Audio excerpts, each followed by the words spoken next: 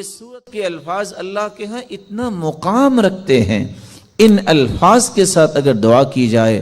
تو یہ اسم اعظم بن جاتا ہے۔ جو بھی دعا کی جائے اللہ اس دعا کو رد نہیں کرتے۔ رسول اللہ صلی اللہ علیہ وسلم کے صحابی بیان کرتے ہیں، میں رسول اللہ صلی اللہ علیہ وسلم کے ساتھ مسجد میں داخل ہوا، ایک شخص نماز پڑھ رہا تھا اور دعا کر رہا تھا، اللہم انی اسألک بأنی اشہد ان لا الہ الا انت الاحد الصمد الذي لم یلد ولم یولد ولم یکن له کفوا احد۔ ان الفاظ کے ساتھ اس نے دعا کی تو اللہ کے رسول صلی اللہ علیہ وسلم فرمانے لگے، والذی نفسی بیدی لقد سأله باسمه الأعظم الذي اذا سئل به اعطى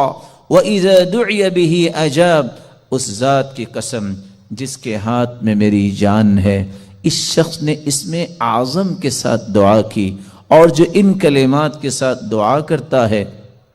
جو بھی سوال کرتا ہے اللہ رب العزت اسے عطا کر دیتے ہیں۔ جو بھی دعا کرتا ہے اللہ رب العزت اس کی دعا کو قبول فرما